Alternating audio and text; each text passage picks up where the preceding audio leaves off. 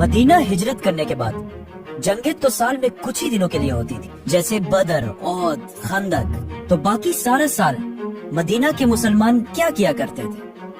Business. हिजरत से पहले मदीना 3 हिस्सों में डिवाइडेड था, औस, खजरज और यहूदी। औस और खजरज दोनों अरबी कबीले थे, लेकिन इनकी आपस में बहुत सालों से सख्त लड़ाई चल रही थी, जिसकी वजह से इनकी जिंदगियां तो तबाह हो ही गई थी, लेकिन इनके बिजनेसेस, इकोनॉमी भी तबाह हो गई थी। मदीना और मक्का की इकोनॉमी में बहुत बड़ा फर्क था। मक्का पूरे अरब में काबा और अपनी लोकेशन की वजह से, मतलब अरब के सेंटर में होने की वजह से, अरब के सबसे रिचेस्ट शहरों में से एक। लेकिन मदीना ज्यादातर ज़राअत, एग्रीकल्चरल इकोनॉमी थी, जिसकी वजह से मक्का के मुकाबले में मदीना की इकोनॉमी बहुत छोटी थी। लेकिन इस छोटी सी इकोनॉमी में भी बहुत बड़ा मसला ये था कि अगर औस कबीला मदीना में बाजार बनाता तो खजरज वहाँ से कोई चीज नहीं खरीदते थे, और अगर खजरज कबीला बाजार बनाता तो औस।